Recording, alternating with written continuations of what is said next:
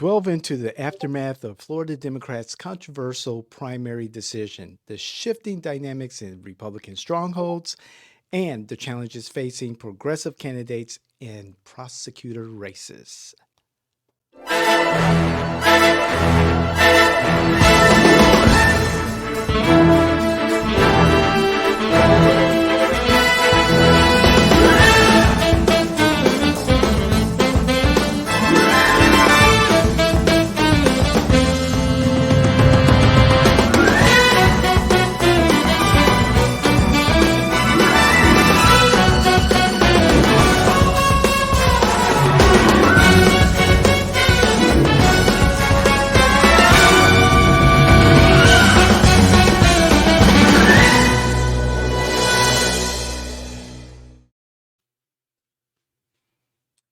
Florida Democrats' decision to skip the presidential primary led to lower turnout, affecting down ballot races. Critics argue it deprived voters of choice and hurt party morale. Meanwhile, Trump's dominance in primaries continues, but with notable splits among Republicans. In Ohio, and changes in progressive prosecutor leadership. What do you There we think? go. So, to speak directly to the Democrats, bonehead move to cancel the presidential primary preference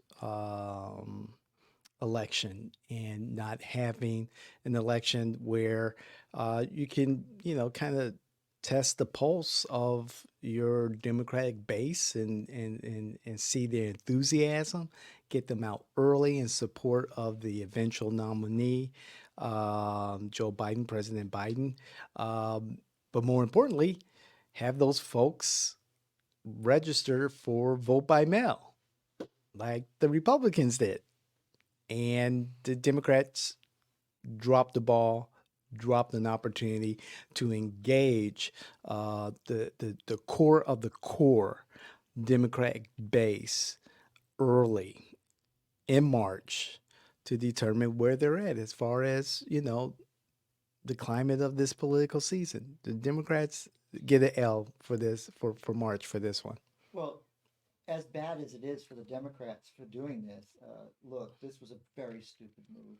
I think as political innovators, Yep. one thing that we like is the fact that the more competitive the race, the more engaged the electorate, we can judge what's going on. And this tells President Biden that you have no measurement on Florida. You don't know whether to play here or not. Okay, but I also want to talk, and criticize the Republicans, and then square on. You had one candidate.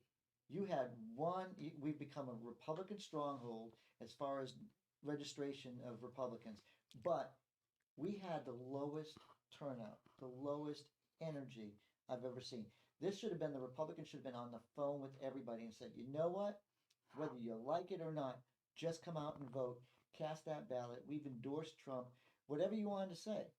But for Nikki to come in a solid second, DeSantis to come in a solid third, and to have such a low turnout, one of the largest polls in Seminole County had 190 voters. I came out at 8:15. I was the second voter. I've never come out that late, but I came out that late and I was the second voter. Hmm. And listen, every single person that had an I voted sticker was a Republican on that day. Yeah, yeah. I was looking at the numbers in certain municipalities here in Orange County during the March presidential preference, and I saw, the Republicans, they were showing up. There was no doubt about that. They were showing up, and the statewide result, roughly 850,000 more registered Republicans turned out than Democrats for the presidential preference. And so the Democrats missed an incredible opportunity to, one, help support those Democrats who were also running in elections at the municipal level. Yeah. Municipal level. A lot of people don't realize that the municipal elections Hmm. were simultaneous. Special election in Ocoee, they did Yes. pull it out. They did pull it out, but they pulled it out with a flawed candidate um, who had resigned from the position. So he was Right. already basically getting, you know, he was an incumbent in essence. And to speak is to speak to that, the Democrats' leadership was stating how they did extremely well in many of these municipal elections, when in fact that That's 40 votes. yeah, That was really exciting. A guy who'd held the job before, and he wins by exactly. 40 votes. And there was a Democrat in the seat, right? If I remember correctly, Yeah, it's it as was. a placeholder until it turns out this guy came back. And that was the case across the state. There was a lot of, you know, presumed Democratic seats that were won by Democrats. So it wasn't this like groundswell No, of but there were Democrat seats. Democratic. There were Democrat seats Yeah. in municipalities that Hmm. were lost outright because of turnout, and that should be held. Look, You got to build that bench. Nikki is doing a horrible disservice to the party by getting by allowing this to happen.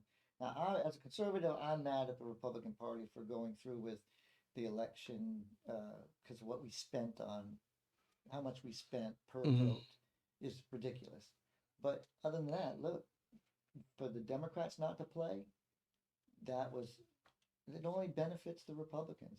Let's just turn this state red. Don't worry about it, and limit the places you can win the presidential election because that's what you're doing to yourself. Right. The Republicans rejoice in the fact that in the Democrats' Take Back Local campaign, where they focus here in Orange County on those local races, they lost three of those seven races. And if you take Commissioner Oliver's, race out of the mix, they went three for six, 50%. And they had some gimmies. They had some seats that they should have won. And because of the fact that the state party decided not to have this statewide presidential preference and said, hey, Joe, you're our guy. We don't need to give our voters the opportunity to choose for themselves to see what anyone else had to offer. They lost. They lost. And it's that bench, it's the bench that you want to grow. And blunders like this by the state party is going to keep the Democrats out of power for years and years and years to come. My final word is Democrats, shame on you. You disappointed your base, and Republicans. Look, we've got to do the right thing, and we got to get better. Right. My final word is this. Democrats believe that the abortion ballot initiative is going to be a winning formula for them come November. I wouldn't take that to the bank just yet. The stats are making it difficult for Democrats to reach that 60% threshold, not just with Democratic voters, with just voters in general. So it's going to be a lot of hard work ahead for the Democrats and also for the Republicans. They have to get out there and persuade people to vote. And at one point, I thought it'd just be a matter of just getting people to vote. Just not it doesn't it's not an issue of persuasion, but just get out the vote efforts. Is this a prediction? Is this a prediction episode? Because I predict marijuana, yes. I believe abortion just just loses by a hair. I'm with you on that one.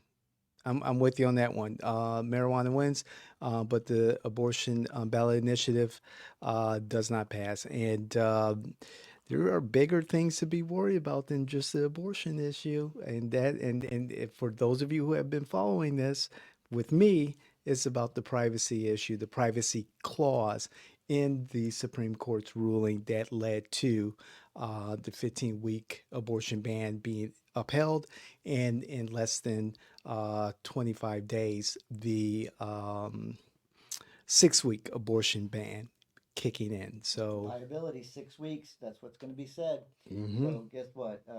57% maximum on that vote. I'm with you on that. I'll take that bet. I don't think it'll pass. I Yeah. really don't. Cool. Like, share, bring your facts, not your feelings. Just remember, uh, it's up to you to be engaged. Yes, yes. Let's have that conversation. Let's hear your comments. Let us know where we're wrong. Please bring the facts. I'll bring our data. Yep. All right. Thank you.